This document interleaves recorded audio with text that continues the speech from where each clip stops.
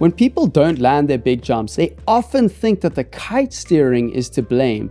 But I've coached a lot of people who steer the kite excellently, but still don't land their big jumps. And they ask me, Mike, why can't I land my jumps? Now the answer is so simple, but no one seems to be talking about it. So today I'm going to share with you the secret to landing big jumps. When you come down from a big jump, your kite is going to do some of the work to slow your descent, maybe even catching you completely, and there is typically some remaining height that you need to be prepared to drop.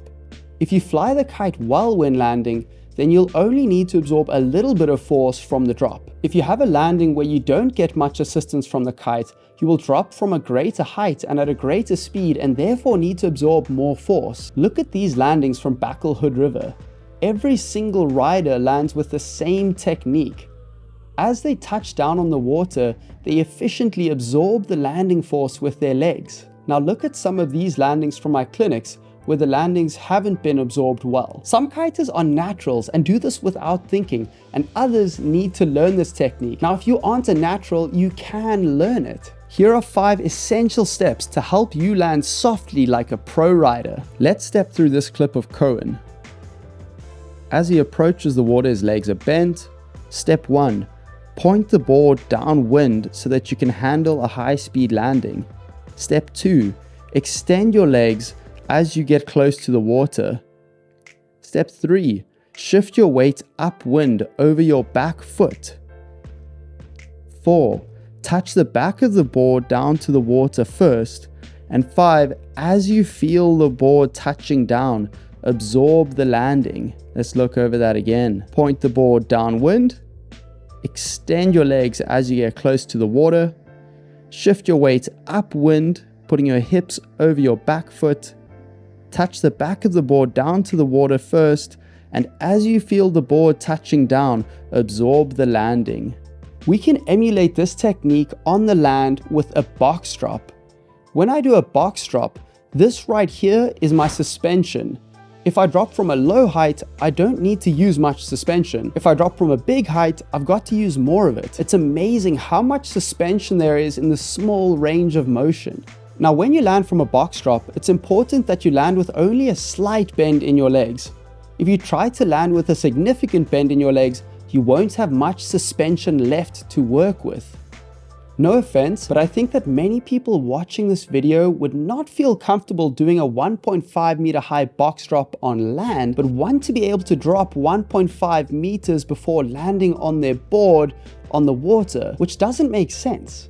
If you aren't capable of landing it on land when the floor is level and you're balanced, then don't try to do it on the water yet. I encourage you to develop the strength and coordination in the gym. I'll go over some good exercises in a few moments, but before I do, I want to ask you a favor.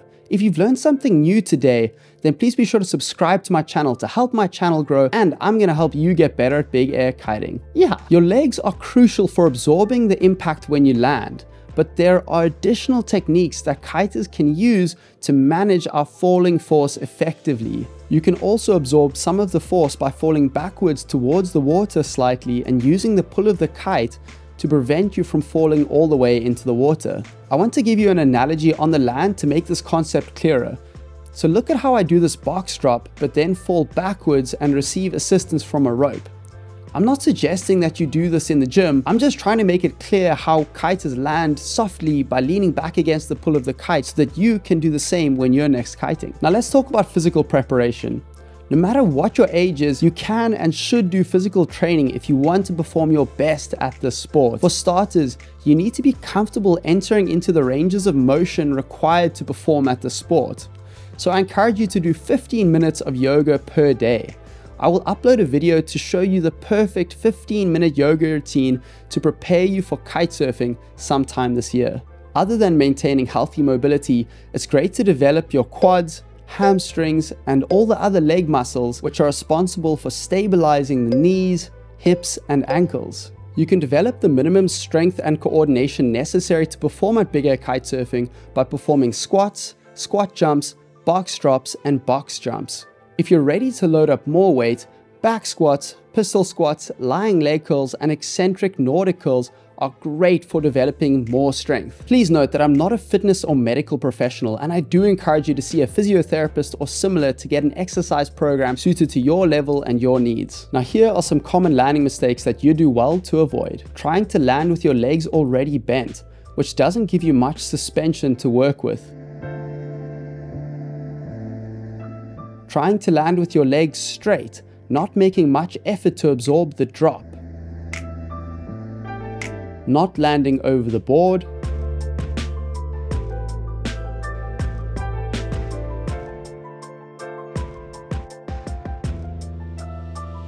Not pointing the board downwind before you land.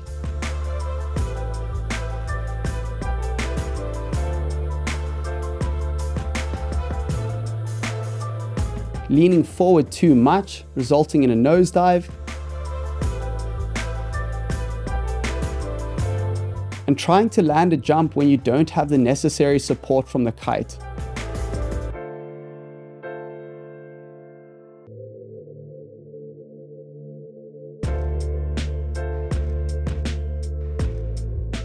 If you're in doubt, rather do a crash landing.